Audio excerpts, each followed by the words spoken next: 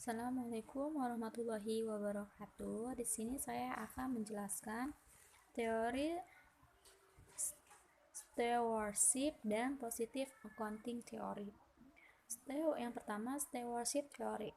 Stewardship theory diperkenalkan sebagai teori yang berdasarkan tingkah laku dan premis. Teori stewardship adalah teori yang menggambarkan situasi di mana para manajer tidaklah termotivasi oleh tujuan-tujuan individu, tetapi lebih ditunjukkan pada sasaran hasil utama mereka untuk kepentingan organisasi.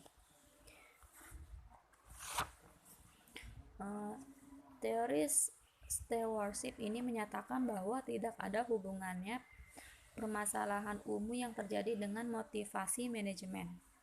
Teori stewardship terdapat model of man yang didasarkan pada pelayanan yang memiliki perilaku di mana dia dapat dibentuk agar selalu dapat dijadikan bekerja sama dalam organisasi, memiliki perilaku kolektif dan berkelompok dengan utilitas tinggi daripada individunya dan selalu bersedia untuk melayani.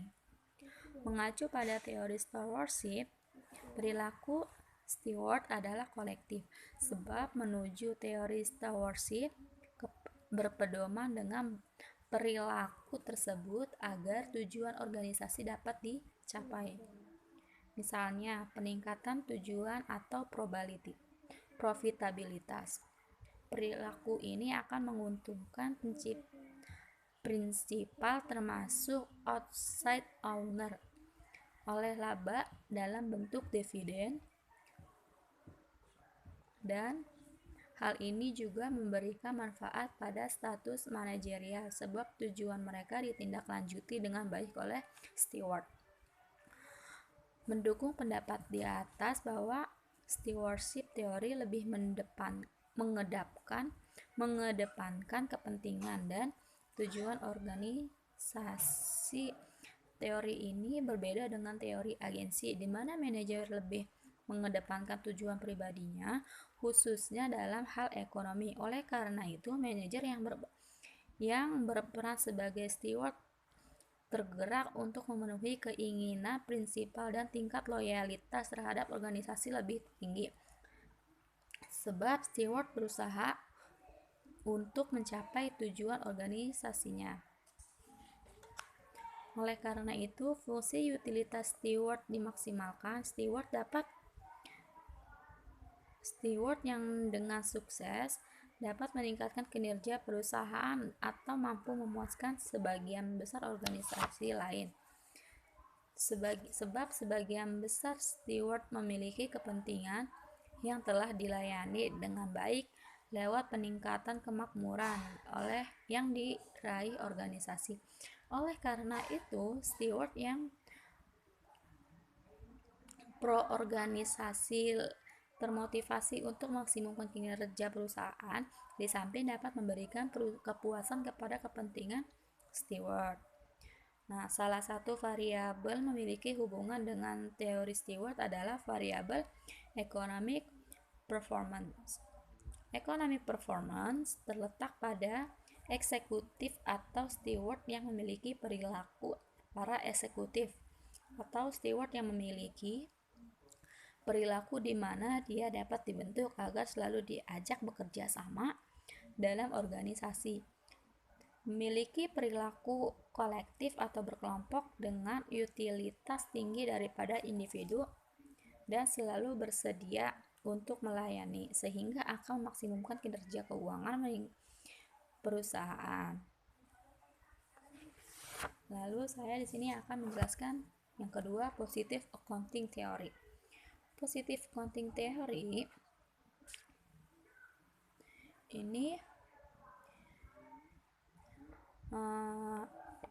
menjadikan teori akuntansi positif sebagai paradigma riset akuntansi yang dominan dan berbasis empirisis kualitatif dan dapat digunakan untuk menjustifikasi sebagai teknik atau metode akuntansi yang sekarang digunakan atau mencari model baru untuk pengembangan teori akuntansi di kemudian hari.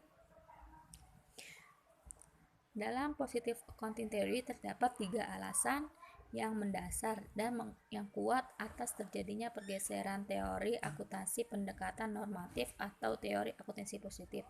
Yang pertama, teori akuntansi normatif yang terlalu fokus terhadap kepentingan investor secara individu daripada kemakmuran masyarakat yang lebih luas.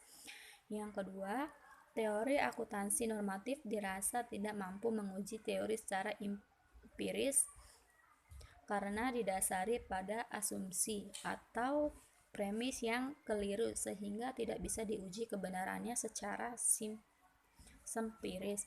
Yang ketiga, teori akuntansi normatif sangat memungkinkan terjadi pengalokasian sumber daya ekonomi secara maksimal di pasar modal. Penentuan kebijakan akuntansi dan praktik yang tepat merupakan hal yang penting bagi perusahaan. Sehingga dalam menentukan kebijakan akuntansi, menyusun laporan keuangan. Watts and Zimmerman mengidentifikasi terdapat 3 hipotesis yang sering digunakan dalam teori akuntansi yang dapat mempengaruhi tindakan manajer dalam perusahaan dalam proses pengambilan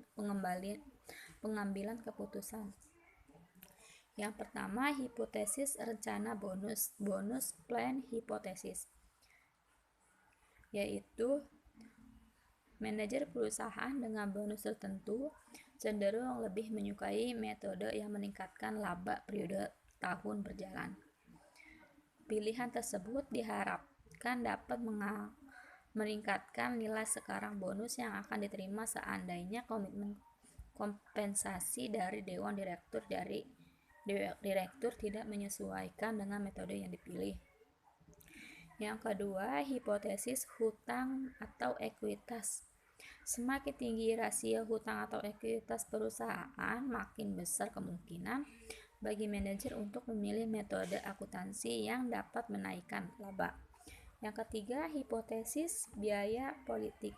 Perusahaan bisa cenderung menggunakan metode akuntansi yang dapat mengurangi laba periodik dibanding perusahaan kecil. Lalu di sini ada positif. Teori akuntansi positif telah memberikan sumbangan yang berarti bagi pengembangan akuntansi, yakni terdiri dari 5. Yang pertama, menghasilkan pola sistematik dalam pemilihan akuntansi dan memberikan penjelasan spesifik. Yang kedua, memberikan kerangka yang jelas dalam pemilihan akuntansi. Yang ketiga, menunjukkan peran utama contracting cost dalam teori akuntansi. Yang keempat, menjelaskan mengapa akuntansi digunakan dan memberikan kerangka dalam memprediksi pilihan akuntansi. Yang kelima, mendorong riset yang relevan dengan akuntansi dan menekankan pada prediksi serta penjelasan terhadap fenomena. Salah satu variabel yang memiliki hubungan dengan positive accounting theory adalah variabel economic performance. Hubungan teori akuntansi positif dengan economic performance terletak pada kebijakan akuntansinya. Para manajer akan berupaya untuk mencapai tujuan perusahaan, yaitu mendapatkan kinerja yang maksimal dan baik. Untuk mencapai tujuan tersebut, seorang manajer bekerja sama dengan para staf-stafnya dalam melakukan kebijakan perusahaan.